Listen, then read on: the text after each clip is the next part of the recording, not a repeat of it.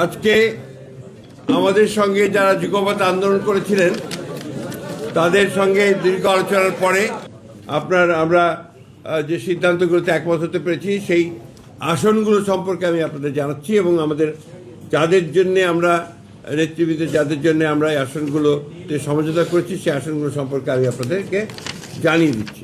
ইতিমধ্যে আপনারা আমাদের যিনি যোগ দিলেন এলডিপি থেকে ডক্টর রিদওয়ান আহমেদ এলডিপি থেকে যোগ দিলেন, আমার বিএনপিতে যোগ দিয়েছেন, তার জন্য আমরা কুমিল্লা ৭ এই আসনটি আমরা এটা তাকে দেওয়া হচ্ছে। পিরোজপুর ১-এ মোস্তফা জামাল হায়দার, চেয়ারম্যান জাতীয় party. Narail ২ doctor Fariduzzaman Farhad, chairman NPP.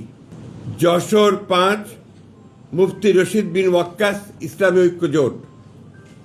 Jhenaidah ৪ Mohammad Rashed Khan, গণ অধিকার। ববি হাজ্জাজ এনডিএম, তিনি বিএনপিতে যোগ দেবেন এবং সেটা ঢাকা ১৩। বিপ্লবী ওয়ার্কার্স পার্টির জনাব সাইফুল হক, ঢাকা ১২। মাহমুদুর রহমান মান্না, বগুড়া ২ নাগরিক ঐক্য।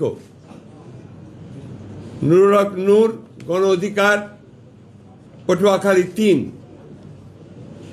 ব্রাহ্মণবাড়িয়া ৬ মোহাম্মদ জুনায়েদ আব্দুর রহিম সাকি, গণসংহতি আন্দোলন।